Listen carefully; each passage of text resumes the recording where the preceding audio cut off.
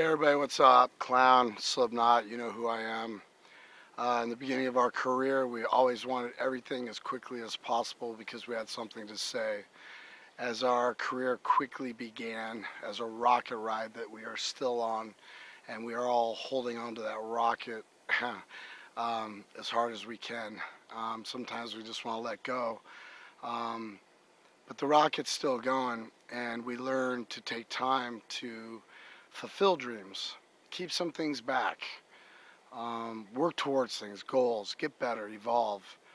And one thing that we've wanted to do from the beginning was to have our own festival because we used to go to a lot of festivals, one-day festivals, around the Minneapolis area, the Chicago area. Once in a while, back in the old days, there was the Iowa Jam. And one thing we learned over our 12-year span over 4 records and a couple live is that Europe is infamous for having festivals, sometimes starting on Thursday and ending on Sunday, ranging from pop, hard rock, active rock, punk, electronic, and then, metal. And these kids work all year to just get away for a weekend. They set up tents, and it looks like a giant refugee camp, and everything goes, and it's beautiful. People that don't know each other meet each other, and they get 4 days, 4 days of just about everything that they didn't know about, or everything they want to learn more about, or everything that they need. And we've had some things going on in our career, and I know everybody knows about that. We toured last summer, and it felt real good, and we did it because we felt that we need to share with the most important people to us, our fans, what we were going through, and not leave them alone, and we could go through it together. So we did a whole tour last summer. Then we were direct support for Metallica on September 25th in Rock in Rio in Brazil. There's about 150,000 people there. It was fantastic. And roughly a couple months ago, we went to Australia for 5 shows for a tour called Soundwave, and a couple of our own independent shows in Sydney and Melbourne, and that was great. And now we're going to end it beginning June 30th, San Bernardino. Very special stuff, lots of surprises, and we're going to end it here in America. And Rockstar Energy Drink Mayhem Festival 2012. We started it way back in the day. We're coming back to headline it with a lot of great bands that you can check out. And then at the end of that tour, we're going to do, I don't know, it's 4 or 5 of our own shows, kind of East Coast based. Go up to Canada for a couple festivals, which will feel real good that we got to bring this mindset up to Canada as well.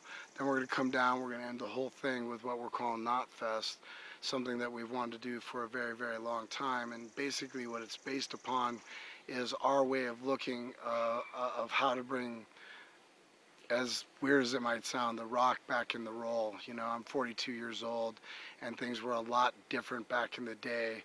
And because of technology and efficiency and, sometimes the economics of the world that we live in, things have changed.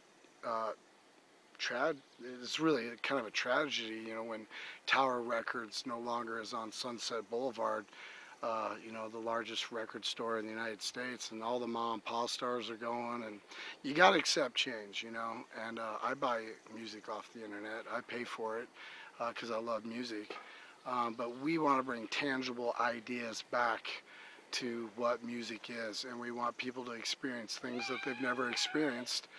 And there's a lot of things I really don't want to talk about right now because it's one of those things where you just have to come and you just really have to check it out for yourself. But we put together a lot of great ideas from some rides. I'll tell you, there's this thing called the Circle of Death.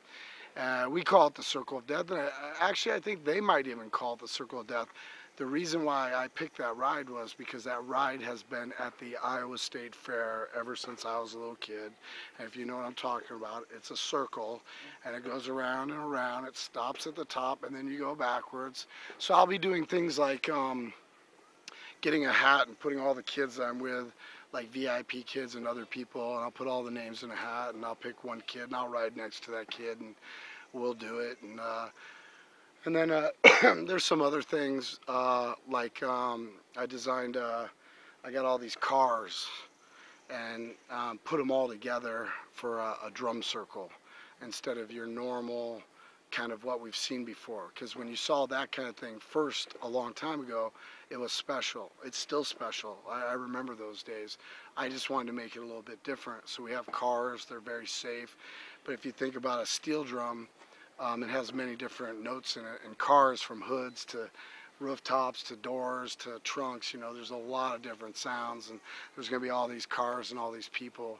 And so we're going to have drum circles, and you'll find me over there a lot. And so those are just a few of the things that we have going on. But the bottom line is, you're going to smell it, you're going to taste it, you're going to hear it, you're going to see it, and more importantly than anything, you're going to feel it. And it's going to start where we're from, Iowa.